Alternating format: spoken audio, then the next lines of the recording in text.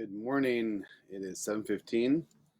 I've got to be at the church in about 15 minutes for our food bank. We're getting about 22 pallets in from Convoy of Hope.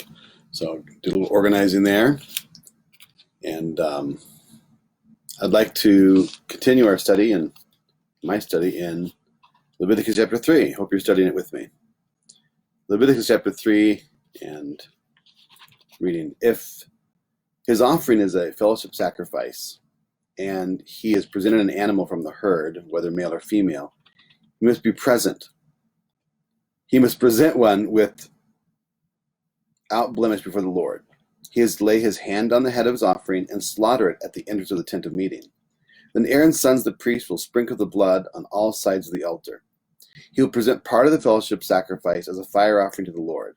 The fat surrounding the entrails, all the fat that is on the entrails, and the two kidneys with the fat on them at the loins. He will also remove the fatty lobe of the liver with the kidneys.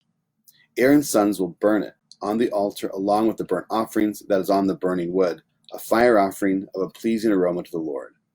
If he is offering it as a fellowship offering to the Lord is from the flock, he must present a male or female without blemish. If he is presenting a lamb for his offering, he is presented before the Lord.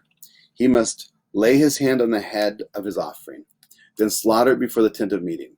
Aaron's sons will sprinkle its blood on all sides of the altar. He will then present part of the fellowship sacrifice as an offering to the Lord, consisting of its fat and the entire fat tail, which he is to remove close to the backbone. He will also remove the fat surrounding the entrails, all the fat on the entrails, the two kidneys with the fat on them at the loins, and the fatty lobe of the liver above the kidneys. Then the priest will burn the food on the altar as a fire offering to the Lord. If he is offering a goat, he is to present it before the Lord. He must lay his hands on its head and slaughter before the tent of the meeting. Aaron's sons will sprinkle its blood on all sides of the altar. He will present part of his offering as a fire offering to the Lord. The fat surrounding the entrails, all the fat that is on the entrails, and the two kidneys with the fat on the loins. He will also remove the fatty lobe on the liver with the kidneys. Then the priest will burn the food on the altar as a fire offering for a pleasing aroma. All fat belongs to the Lord. This is a permanent statute throughout your generation. Wherever you live, you must not eat any fat or any blood. So here we have, this is what they call a fellowship offering. In some translations, it's called a peace offering. And I love this one. It's probably my favorite of all the offerings in this first part. And you'll notice something interesting when you read it. It says that he, whether it's a bull or a lamb or a goat, it says that Aaron's sons, verse 3, chapter 3, verse 3, he will present part of the fellowship sacrifice as a fire offering to the Lord. And then verse 5 says, Aaron's sons will burn it on the altar along with the burnt offering that is the burning wood, a fire offering. So some of it is for a fire offering, and then this other part of it is just to be, well, most people think it was to be eaten, so that the priests and the worshiper would eat together. And maybe you don't understand that clearly. We can look at that in maybe another example that kind of helps clear that up. It's a bad example, but it's an example of what was happening. In 1 Samuel, you see the sons of Eli. They were actually stealing from the people and picking the best part of the meat to eat. So when people would bring a sacrifice, they would take, chapter 2, 1 Samuel chapter 2, Eli's sons were wicked men who had no regard for the Lord or for the priest's share of the sacrifice from the people. So you can see here that the priests are getting a share of what? Not the burnt offering, not the sin offering we'll talk about later, but part of the grain offering will be theirs, and then this fellowship offering. When any man offers a sacrifice, the priest servant would come with a three-pronged meat fork while the meat was boiling and plunge it into the container or kettle or cauldron or cooking pot. The priest would claim that for himself, whatever the meat fork brought up. This is the way they treated all the Israelites who came there to Shiloh.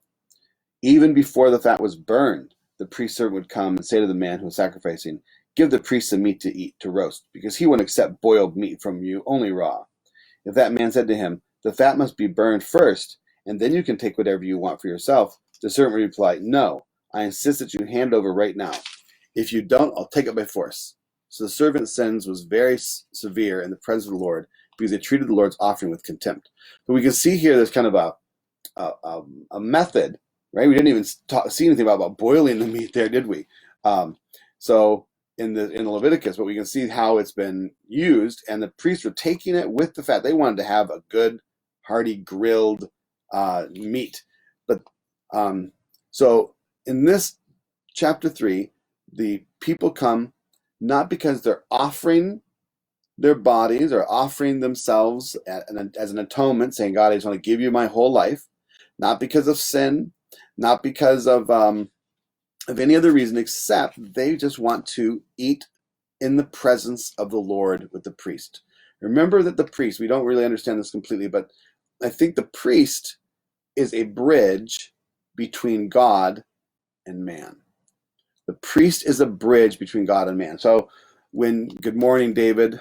Thank you for your work. Looks like you're hauling lots of nuts to Fairway today, and thank you for your work in the city of Des Moines.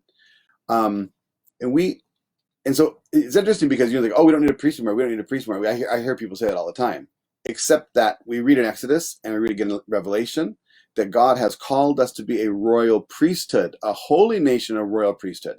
So what does that mean for us? If we're royal priests, that means that we are a bridge between people and God. That they could come to know God, yes, of course, but we're the bridge. We're the ones that are supposed to be building that relationship so they can cross over to meet God. We're all priests. Everyone who's a follower of Jesus is a priest, and we're to do that. We're to be that bridge builder between us, God. Good morning, Matt. Good to see you. Hope Aaron's doing well. And so I want to encourage you as a priest of God that you would become that bridge builder wherever you are. And I think another point I'd like to see here, and I see it here, is that and I haven't brought out yet, but you learn from the Bible Project, if you're familiar with them, that the temple was a place of God's presence. It was representing the Garden of Eden, and there's lots of garden motif within the temple. It was to remind people this is God's presence. So you can imagine, like, "Oh, I just want to be in God's presence." Well, you just can't come on your own. You just can't come because you have to bring something to God's presence. And so they would bring this fellowship offering, this peace offering, just because they wanted to be in God's presence, to sit with a priest, to sit with someone who is going to be a bridge between them and God, and to eat together.